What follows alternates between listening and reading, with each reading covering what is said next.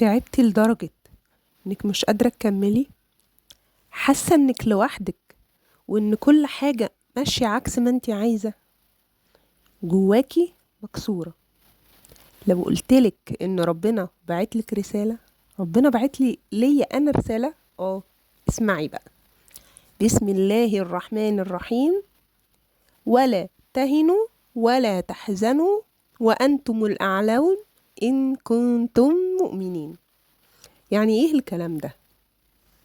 ولا تهنوا يعني ما تستسلموش خالص، حتى لو الناس خذلتك، حتى لو ضعفتي، حتى لو وقعتي 1000 مرة، حتى لو وقعتي 1,000,000 مرة.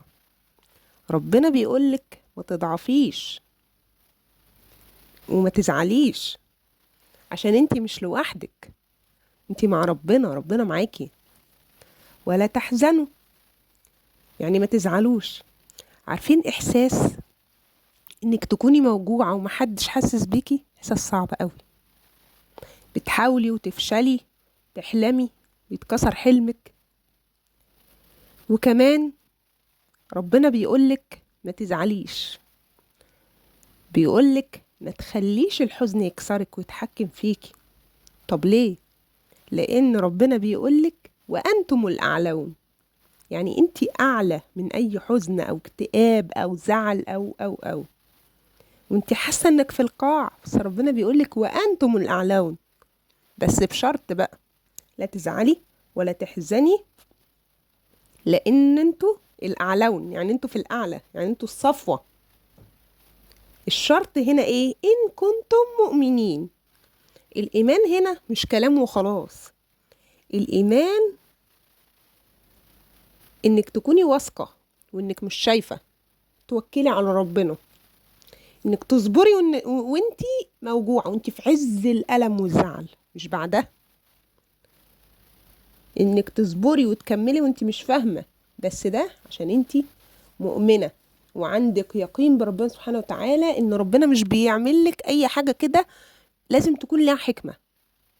عرفت الحكمة دلوقتي، ما عرفتهاش خالص، عرفتها بعدين، ده في علم الغيب. عايزة أفكرك كده بحاجة. فاكرة لما قلتي خلاص أنا انتهيت، دي نهايتي؟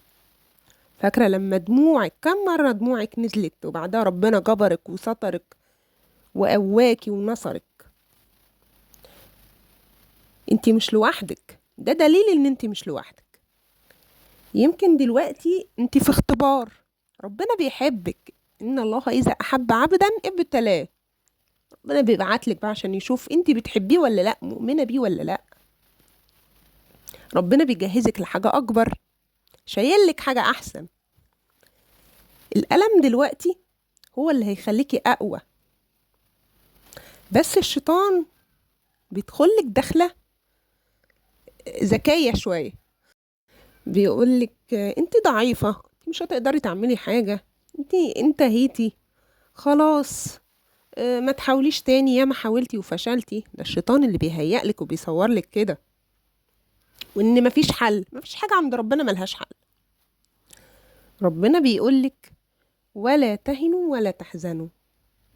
لو إيمانك لسه جواكي يبقى لسه واقفة على رجلك، ولو لسه بتدعي ربنا يبقى لسه في أمل، ولو قلبك لسه بيرجع لربنا وبتخافي من ربنا يبقى انتي لسه في الأعلى، انتي من الأعلون. خدي الآية دي واعتبريها رسالة ليكي، خليكي ماشية بيها كده. ولا تهنوا ولا تحزنوا وأنتم الأعلون إن كنتم مؤمنين. قرريها لما تبقي موجوعة، لما تبقي خايفة، لما تبقي لوحدك، لما تيجي تاخدي قرار زي ما قلنا في صلاة الاستخارة. شيلي كل حاجة من قلبك على ربنا، خليها وعد انك مش هتستسلمي مهما حصل.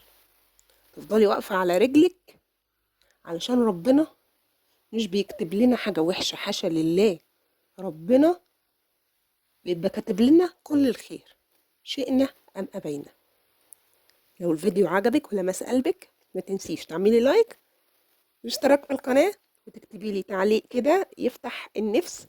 ولو حابة ان انا اتكلم في حاجة مختلفة قولي. والسلام عليكم ورحمة الله.